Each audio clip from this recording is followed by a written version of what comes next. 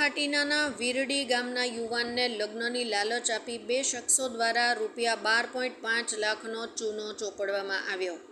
માળિયાહાટીના તાલુકાના વીરડી ગામનો 22 વર્ષીય યુવાન ચિરાગ ભાલુ, જેની સમજણ શક્તિ ઓછી હોય, તેના લગ્ન માટે પિતાએ લગ્ન માટે પ્રયાસ કરતા હતા। વલ્લભભાઈ પાથર, બોરડી ગામ, તાલુકો માળિયાહાટીના વાળા અને દલાલ શૈલેષ ગોહેલ, રાજકોટવાળા દ્વારા કન્યા બતાવી થોડા કરી 12.5 લાખ જેવી માતબર રકમની છેતરપિંડી કરી। યુવાનના પિતાએ માળિયાહાટીના પોલીસમાં આ બંને શખ્સો વિરુદ્ધ છેતરપિંડીની ફરિયાદ નોંધાવી।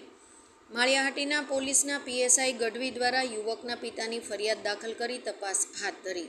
માળિયાહાટીના પોલીસે આરોપીઓને પકડવા ચક્રો ગતિમાન કર્યા। આ બનાવ સમગ્ર વિસ્તારમાં ટોક ઓફ ધ ટાઉન બન્યો છે। રિપોર્ટર વિનોદ બી રૂજાતલા, માળિયાહાટીના।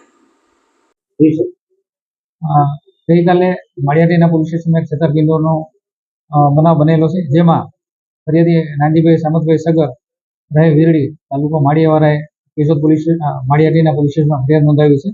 જેમાં તેઓના પુત્ર ચિરાગ, જે પોતે મંદબુદ્ધિના હોવાનું જણાવે છે, જેઓના સગપણ અને ન થતું હોય, જેથી કરીને તેઓના બોડી ગામના તેમની જ્ઞાતિના વલ્લભભાઈ પાથર, તેઓને જણાવેલું કે રાજકોટમાં એમના જાણીતા છે ચિરાગભાઈ શૈલેષભાઈ, કે જેઓ આ રીતે બધા લગ્ન કરાવી આપે છે, તો તમે અમારી સાથે ચાલો, જેથી કરીને તેઓ સુરત કે ને સુરતમાં કવિતા નામની એક છોકરી બતાવી અને એમને લગ્નને હા પડી અને સતત ₹56,000 એમના ખાતામાં જમા કરાવડાવે।